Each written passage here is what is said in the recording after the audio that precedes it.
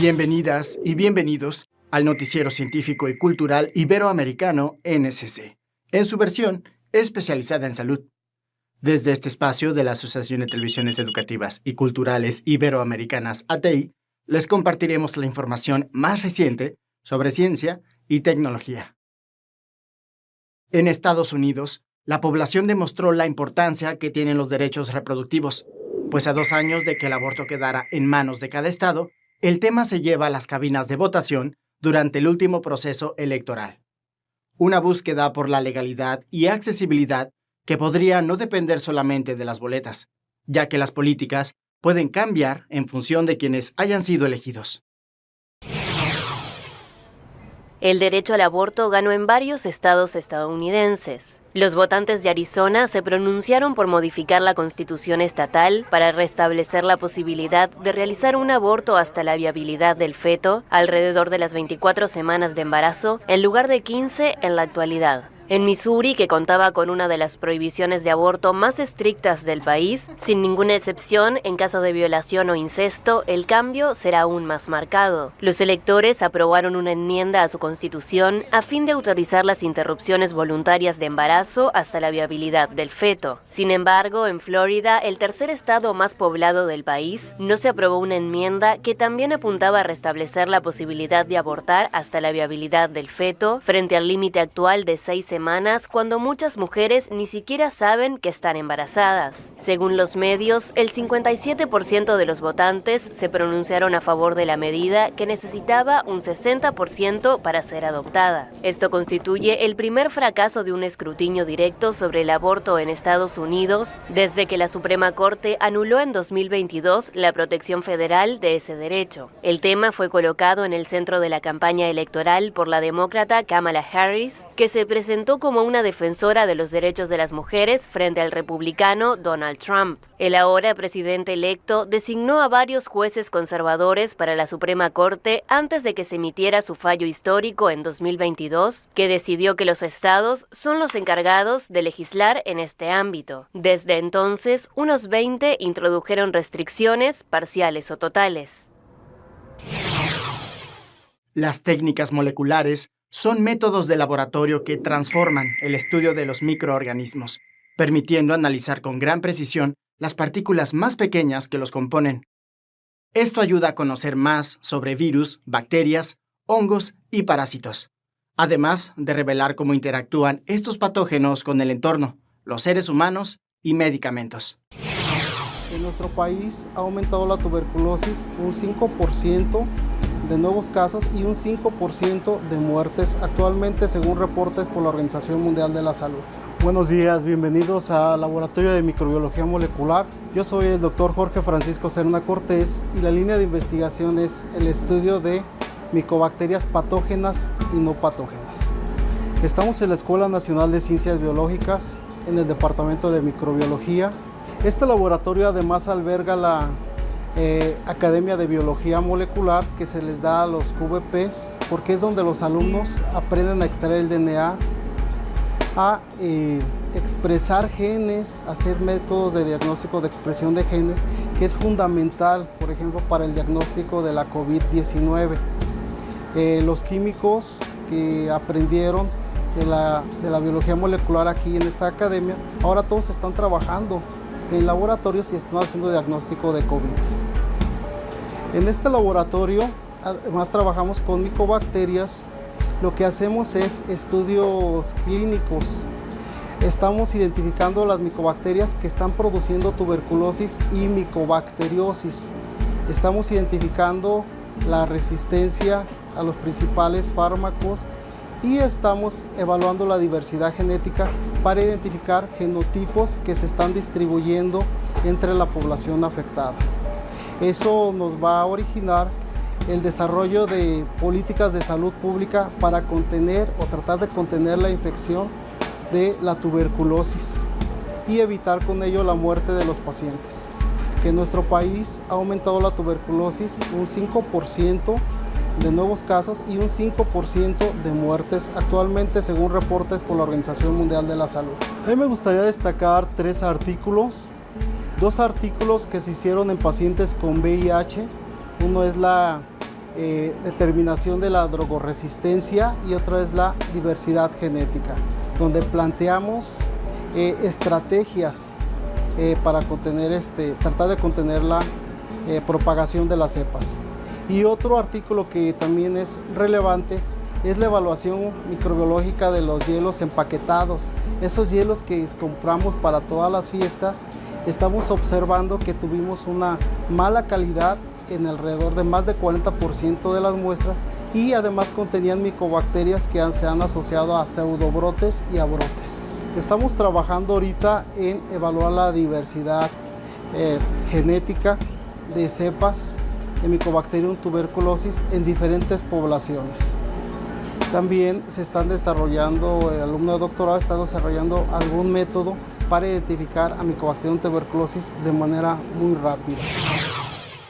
Al comer, las elecciones alimentarias están determinadas por una combinación de factores, algunos bastante particulares. Desde el hambre y las preferencias personales, hasta la cultura y la economía moldean lo que comemos y cómo lo hacemos. El estudio de estos aspectos ayuda a explicar nuestros hábitos, pero también da la oportunidad de elegir mejor los alimentos que consumimos. ¿Comemos solo por hambre? Desde la diabetes hasta la caries, pasando por la anemia y dificultades de aprendizaje, gran parte de las enfermedades que padecemos están relacionadas con dos problemas de alimentación: la obesidad y la desnutrición. Por eso es necesario entender cómo nos alimentamos. Es importante comer bien, y no solo saber el efecto que tienen los alimentos en nuestro cuerpo, sino cómo elegimos lo que comemos y por qué comemos, porque no solo comemos por hambre.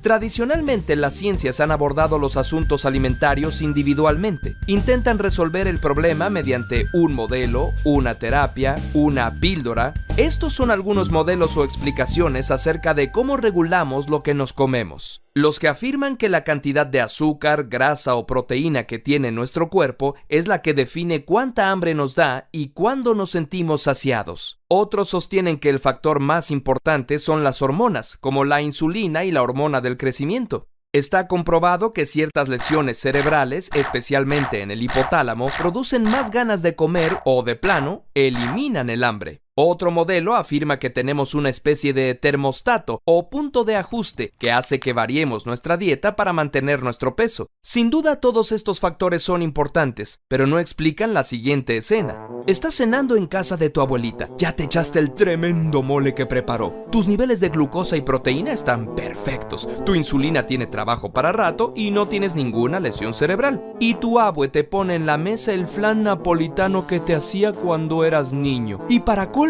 te hace esa mirada como de: si no te lo comes es que no me quieres. ¿A poco lo vas a despreciar? Queda claro que la biología se queda corta para explicar por qué accediste. Para entender el comportamiento alimentario se requiere la cooperación de varias disciplinas. Pero, ¿qué es el comportamiento alimentario? Simplemente es todo lo que hace un organismo para alimentarse. Buscar comida, escogerla, guardarla, decidir en qué cantidad consumirla, con quién la comemos y hasta cómo vamos al baño. Y cada una de estas actividades es muy diferente en cada cultura, familia e individuo. Es fácil ver entonces que en el comportamiento alimentario entran en juego factores como los bioquímicos de la composición de los alimentos y biológicos cuando estos alimentos interactúan con nuestro cuerpo, pero también psicológicos, ya que se trata de conductas y hábitos que desarrollamos, e incluso antropológicos y sociológicos, porque esas conductas dependen de nuestras tradiciones y cultura.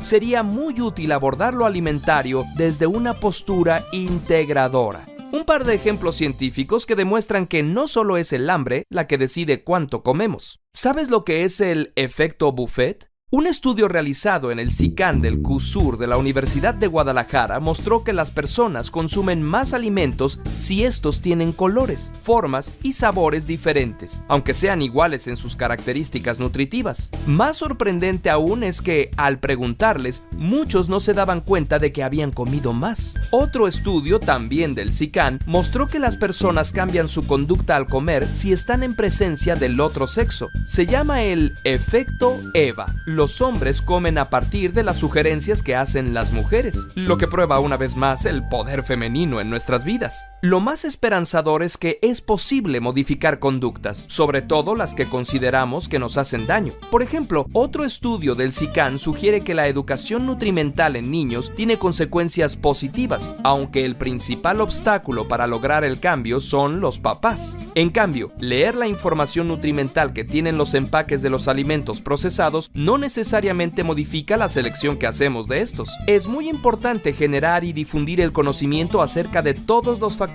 que intervienen en la conducta alimentaria. El SICAN, o sea, el Centro de Investigaciones en Comportamiento Alimentario y Nutrición, está interesado en comprender los mecanismos particulares de cada uno de los fenómenos involucrados en la alimentación. Lánzate a www.cusur.udg.mx/ES/SICAN para conocer sus actividades académicas y otros proyectos de investigación como el que se pregunta sobre el efecto del estrés en la conducta alimentaria o los patrones alimentarios de diversos grupos sociales, desde estudiantes, trabajadores, turistas o hasta personas con alguna enfermedad. Quizá un día los investigadores y estudiantes del SICAN nos puedan explicar por qué son tan exitosos los puestos de hamburguesas y hot dogs que tan explícitamente nos dicen el daño que sufrirá nuestro cuerpo si los comemos. Lo que seguro ahora ya sabes es que cuando eliges algún alimento, no solo lo haces porque tienes hambre. El cuerpo puede sufrir bastante con la falta de movimiento, pues estamos diseñados para movernos. No obstante, según datos de la OMS, el 31% de adultos en el mundo no practica actividad física. A pesar de que los hábitos sedentarios son cosa de la modernidad, ya son evidentes todas sus consecuencias. Por eso, es necesario entender que no estamos hechos para mantenernos estáticos.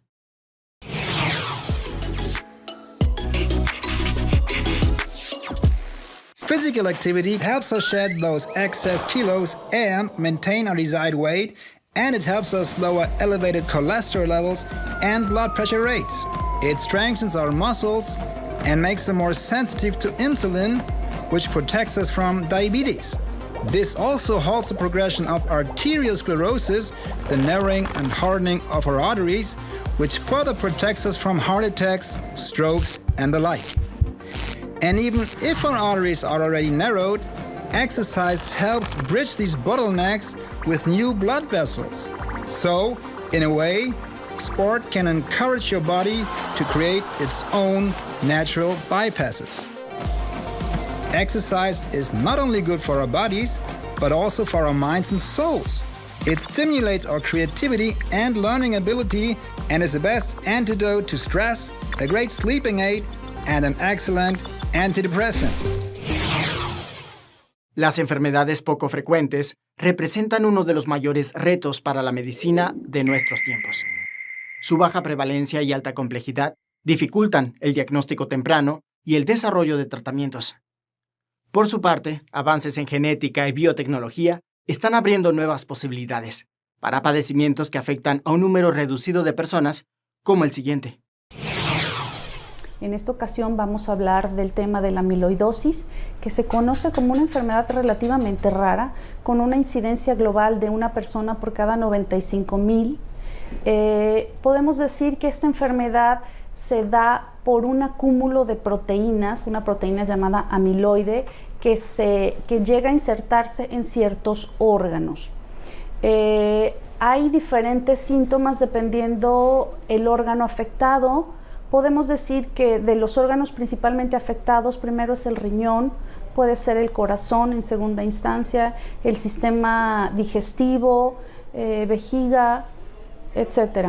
Desafortunadamente para esta patología no hay un tratamiento como tal, simplemente nos basamos en la afectación de cada órgano y de acuerdo a los síntomas que presente el paciente es el tratamiento que podemos llamar sintomático o en algunas ocasiones ciertas quimioterapias que disminuyen el trastorno de estas proteínas. La amiloidosis generalmente se clasifica en amiloidosis primaria o amiloidosis secundaria. En esta segunda puede estar relacionada con ciertas patologías como pueden ser la tuberculosis, osteomielitis, que es una enfermedad en los huesos, una infección, o lepra.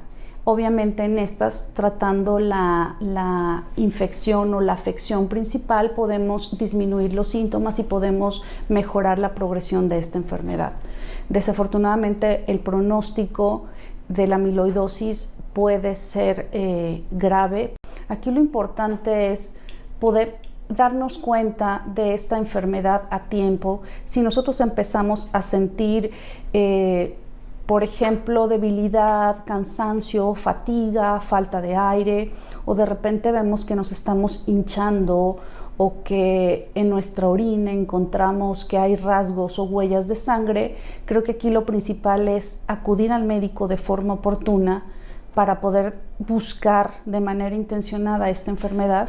Como les dije, no es una enfermedad tan común y tenemos que hacer ciertos estudios dirigidos para el diagnóstico, entre los cuales son una biopsia del órgano afectado y, si no es posible, puede ser una biopsia del tejido graso del abdomen. El cuerpo humano es un escenario de constantes procesos celulares que aseguran su funcionamiento y adaptación. Se reflejan en la renovación de tejidos y reparación de daños, hasta el intercambio de energía para mantenernos saludables.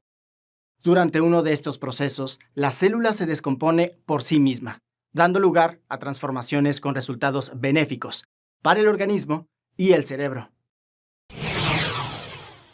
La docente e investigadora del Instituto de Histología y Embriología de Mendoza, María Isabel Colombo, ha realizado un aporte científico de nivel mundial relacionado con la autofagia celular. El ayuno intermitente está muy relacionada con mi tema de investigación de más de 30 años, que es la autofagia. Como el nombre lo indica, auto es asimismo, fagia, comerse. Entonces, es un proceso fisiológico de las células por las cuales terminan digiriendo parte de sus propias organelas para renovarlas. Lo que se activa es este proceso en las células cuando se le suprimen el exceso de nutrientes a una célula. Si bien no está exactamente establecido, es aproximadamente de 16 horas. Es muy importante esa cantidad de horas. Se calcula que todo ese proceso lleva aproximadamente 12 horas y que luego, a partir de ese tiempo, recién se activa la autofagia en los distintos tejidos. Es cierto que contribuye a la pérdida global de peso de un individuo, pero el propósito más importante, yo diría, es su contribución a la salud. Se demostró en estudios en animales que había un aumento de la longevidad, pero lo que sí se ha hecho en humanos y está probado son los beneficios en bajar la presión arterial, el ritmo cardíaco, los niveles de colesterol o de triglicéridos en sangre. A nivel cerebral me va a prevenir y en algunos casos inclusive mejorar trastornos importantes como el Alzheimer. La autofagia lo que va a hacer es degradar también proteínas mal formadas o mal plegadas, que es característico de enfermedades como el Alzheimer, el Parkinson. Por eso la activación de la autofagia es importante a nivel cerebral. La medicina ancestral está ganando reconocimiento fuera de su país de origen, por su enfoque y el uso de conocimientos que permanecen por generaciones. En algunos casos, estas prácticas están siendo integradas en sistemas de salud modernos, en un intercambio cultural y médico que busca enriquecer la medicina global.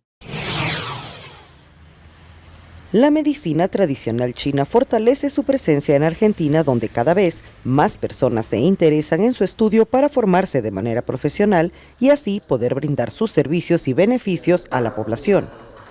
Uno de los principales centros de difusión de la especialidad en Argentina es el Instituto Técnico Superior de Medicina China, ITSMC, institución ubicada en la zona sur de la capital de la provincia de Mendoza, en el oeste del país. El maestro Rodrigo Lemos, quien es técnico superior en acupuntura recibido en esa institución, detalló en entrevista reciente con Xinhua que se interesó por conocer más sobre la medicina tradicional de la nación asiática hace ya unos cuantos años para mejorar su propia salud. Lemos enfatizó de igual manera que cada vez más argentinos se interesan por la medicina tradicional china y lo hacen por distintas razones, entre ellas porque es un legado cultural de la propia China con miles de años de desarrollo. La medicina china, una forma de acercarnos a este legado, este conocimiento tradicional y de muchos años para mejorarnos. El ITSMC, entidad que trabaja en coordinación con la Universidad de Medicina Tradicional China de Guangzhou, fue fundado en 2004 y para 2020 se graduó la primera camada de profesionales allí formados. Actualmente en la provincia de Mendoza hay unos 60 acupunturistas, un número alto si se tiene en cuenta que la población del distrito asciende a poco más de 2 millones de personas, mientras que el ITSMC tiene a la fecha unos 50 alumnos divididos en 3 cursos. La escuela ofrece la asignatura técnico superior en acupuntura, el diplomado en medicina china para kinesiólogo o especialista en sistema músculo-esquelético y médicos, además de cursos de tuina, un tipo de masaje terapéutico, así como clases de qigong o manejo de la energía médico. Uno de los estudiantes es el kinesiólogo especializado en traumatología y deportes Fernando Polidori, quien señaló a Xinhua que se interesó por aprender sobre medicina tradicional china porque buscaba un enfoque distinto, una forma de sumar otro tipo de tratamiento más allá de los conocidos en Occidente.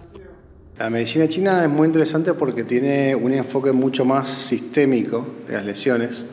Por ahí nosotros vemos más desde la kinesiología la parte estructural, y la medicina china me aporta algo más sistémico, más global, que por ahí nosotros no tenemos en cuenta.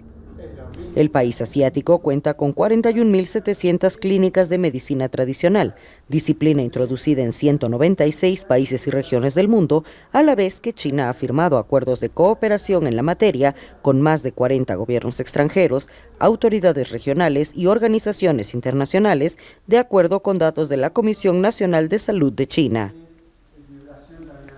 Con información de la oficina en Buenos Aires, Argentina, Noticias Xinhua. Gracias por acompañarnos en el Noticiero Científico y Cultural Iberoamericano, NSC, especializado en ciencias médicas y tecnología enfocada en salud. No se pierdan las emisiones de Ciencia, Tecnología y Cultura con Iván Carrillo y Ana Cristina Olvera. Gracias a los socios de ATEI que a través de sus plataformas hacen posible esta transmisión. Agradecemos también a las agencias informativas AFP, EFE, Xinhua y Deutsche Welle. Visiten noticiasncc.com y síganos en redes sociales. Nos encuentran como NSC Iberoamérica. Soy Jonas Birmar. Cuídense mucho. Nos vemos en la próxima.